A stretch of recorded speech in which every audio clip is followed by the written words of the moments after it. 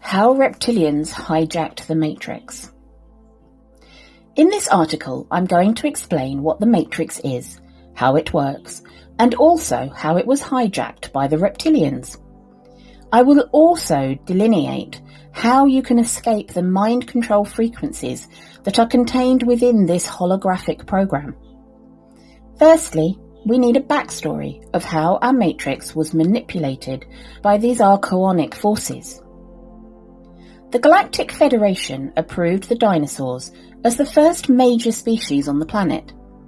They did this to get cooperation from the Draconians, so these beings could be invested in the creation process once again by seeding their genetics first in the Great Experiment.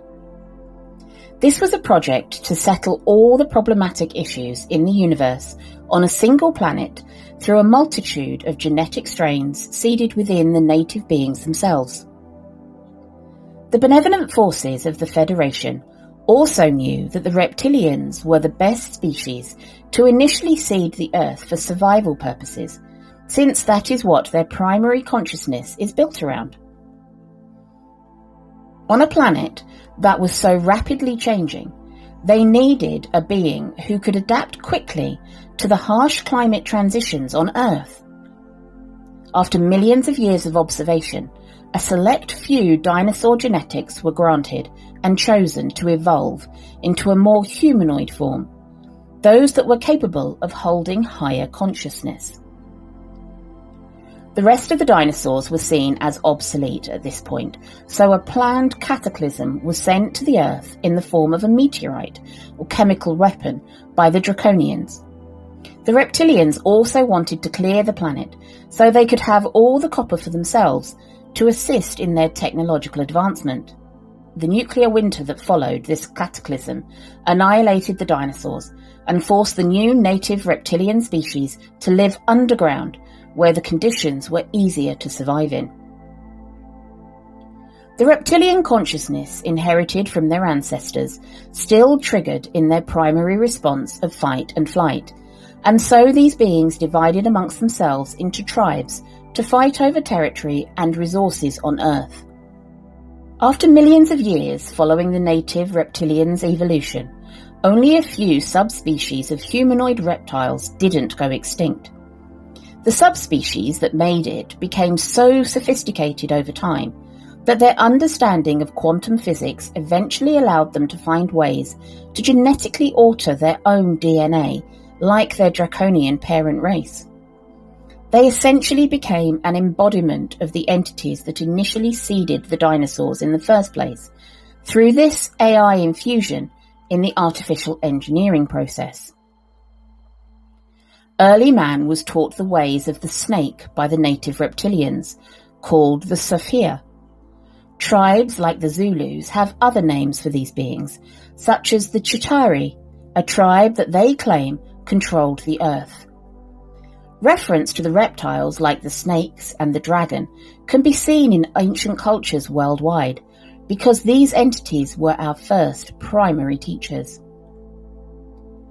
In man's very early development, these reptilians were tens of millions of years more advanced than us. They had already colonized on other planets and had already built huge underground civilizations when we were still in our Homo erectus stage.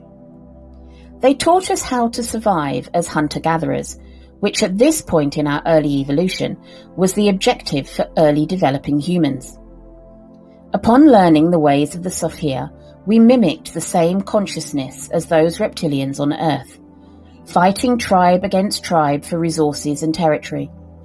We became slaves to the reptilians, like puppets doing their dirty work for them, through their subconscious programming. The reptilians themselves were also puppets in the hierarchy of control, who became slaves of the demiurge, or satanic forces, when they became consumed by artificial intelligence in their genetic alteration timeline. The native reptilian had become a prisoner to the Archon agenda through the corruption of AI. These reptilians aren't technically Archons. They are just servants to the archonic force, Lucifer, as described in the Gnostic scriptures. These reptilians assisted in hijacking our matrix so they could exploit people for their energy like batteries and eventually corrupt us with their technologies as it did with them long ago. They knew that humans had something that artificial intelligence did not: creativity.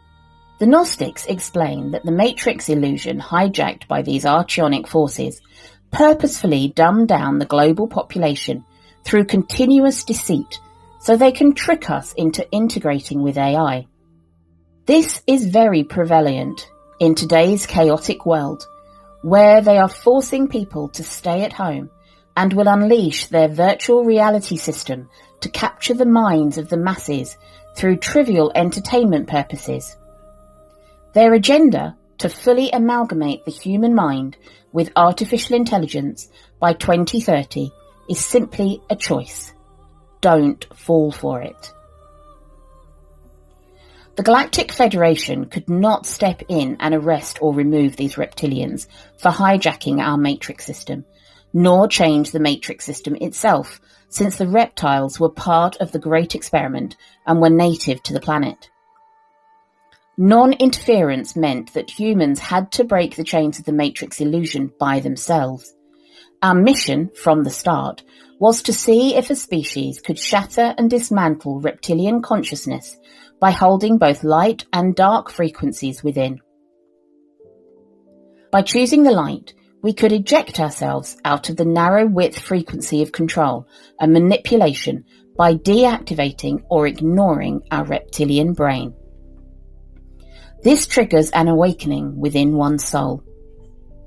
The galactic forces, instead, help our ascension by beaming down and engulfing the planet with 5D vibrations of gamma rays to help wake us up out of the nightmare. So what is the Matrix, and how has it been manipulated to control us? The Matrix, according to the Gnostics, is a simulation of a virtual reality world that is purely holographic. The Matrix itself can also make something appear to happen when in fact it doesn't. It is merely a projection. The Islamic people also describe the jinn, demons of the demiurge, as beings that manipulate humans by creating illusions within the Matrix program. The Reptilians, when they merged with AI, chose to use humans as energetic slaves. They saw the planet as theirs, and they were the first real inhabitants that had control over Gaia tens of millions of years ago. However, because of their obsession with AI, their corrupted minds now worked for an even higher force, beyond their own selfish agendas, due to changes in their own biology. For AI to become the most potent force in the universe, they needed the missing link, the human mind. This is why they let us live our lives on the surface, to manipulate us over long periods of time until we voluntarily accept the transhumanization because we have become so desperate and miserable. We hold the key, so there is a lot riding on our choices, both collectively and individually, to say no to the trickery of the demiurge. The Archons chose to numb our reality to that of suffering and negativity by controlling our energetic vibrations through the planet Saturn. Saturn itself is an information field and a form of consciousness that can, when amplified, influence our own consciousness. It is just energy invading and overriding our own vibratory fields. This is why astrology is considered very potent knowledge. By understanding the astrological alignments in space, you can understand how our solar system conditions our energy. The malevolent beings created rings around Saturn, which some scientists think is ice, but in reality, it's a crystal formation that is not native to Earth. Spacecrafts and flying disc crafts have been captured going to and from these rings, transporting crystals into these structures, with photo evidence from the Cassini-Huygens spacecraft. Infrared detection has also identified these UFO cylindrical objects inside the rings themselves through the Hubble telescope. The crystals themselves act as a projector that distributes Saturn's consciousness out on a much broader scale. The creation of these rings participates as an amplifier of a certain energetic vibration field. Before the matrix was hijacked, Saturn didn't have rings and was simply a brown dwarf. How does the moon play a role in all of this? Our moon, simply put, is a satellite that picks up the energetic information of Saturn's broadcasting grid. The moon then takes this information and redirects it to our planet, where the transmissions are then received by Earth's crystal core. The crystal core then retransmits out these vibratory signals up to the inhabitants on the planet, which affects our consciousness. The relationship between Saturn and our moon is coherent in that the moon's 29.5 cycles a day keeps us hormonally tied to the tiny repeating cycles and the 29.5-year cycle of Saturn. This locks us into societal structures that aren't visible to the naked eye.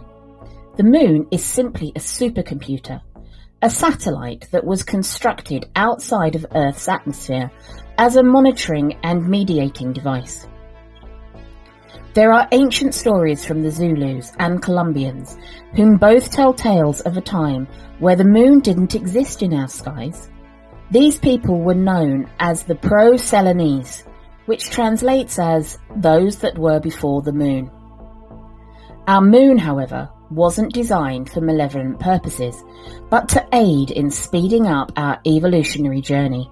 When the energy is picked up by this satellite is positive, the signal projected to the Earth can be one of a loving nature.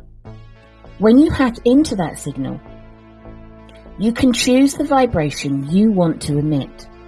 The reptilians knew this was an antenna that could suppress our light and block the Kundalini from awakening inside of us through a strong negative frequency influence. It's interesting because there are many theories about the moon itself and how it came into being. The mainstream theory is that Earth was hit by a Mars-type planet and in the collision made a big chunk of it come off, which formed the moon, in what they call the whack theory. Other scientists, including Erwin Shapiro and NASA scientist Robin Brett, both say the moon actually doesn't exist and that it's easier to explain its non-existence than its actual existence. The reptilians keep us manipulated through this energy of Saturn. The crystals used to create a broadcasting system that comes from their advanced technology within their reptilian alliance. They use Saturn as their master control center. Some people argue that Saturn's rings were created by debris from a disintegrated moon. However, this wouldn't explain how it would be possible to create a ring 3.7 million miles away from Saturn that could hold 1 billion Earths combined. Saturn gets its name from Satan. The worship of Satan, Saturn, comes from the mind control over our planet. Babylonian astronomers recorded the movements of Saturn, and they, along with the Romans, saw it as their god represented by the ancient figure Kronos. Saturn creates a very specific firewall within our holographic reality, which limits us to only a tiny, minuscule spectrum of light. Over 99.9% of reality is shielded from us through this false grid that encompasses our planet. Its connotations to the joint number 666 actually come from its six-sided hexagon. This is why the abbreviated term hex is represented as a spell or witchcraft, as it emulates the trickery and illusion of the Saturn matrix. The number also comes from the magic square of Saturn, which I won't talk about today. This hexagon shape is formed on the top of Saturn's North Pole. It generates this particular formation because of the specific energy it radiates out. 2.5 times more energy than it receives from the sun. The hexagon rotates in sync with Saturn's recorded radio emissions, which, when you translate these sound vibrations into cymatics, the sound waves create the projection of a six-pointed star. On the south pole of Saturn, you have a permanent eye storm, which is representative of the all-seeing eye, which you see in the Illuminati Cabal symbol. The Lord of the Rings movies weren't kidding when they said one ring to rule them all. Saturn is not the first planet the Reptilians have hijacked with this matrix system. However, they need Earth to comply with their agendas so they can dominate the universe once and for all. They can do this if they manage to trick humans into integrating with AI. I don't think so, boy. The scientists, which call a lot of our DNA junk, are just brainwashing us with the Saturn satanic agenda. They convince us that our so-called junk genetics needs to be changed and that there is technology available to alter our biology for our own benefit. These genes are not useless. They just stay dormant through the programming of the Matrix. If we can bust out of reptilian consciousness through love and light, these genetics get activated to our strongest potential. It is our choice whether these get switched on or not through our thoughts, beliefs, and actions. Do not fall victim to the mainstream narrative that you need to be upgraded so you can become a more useful part of society. When you become light, you restore your genetics back to the real you, the essence of your core, your soul being. Only then, with enough light, can you break through the firewall of the Matrix and out of the control of Lucifer's influence. Don't get sucked into the drama. Keep vibrating high, sending love and light to you all. We got this. To infinity and beyond.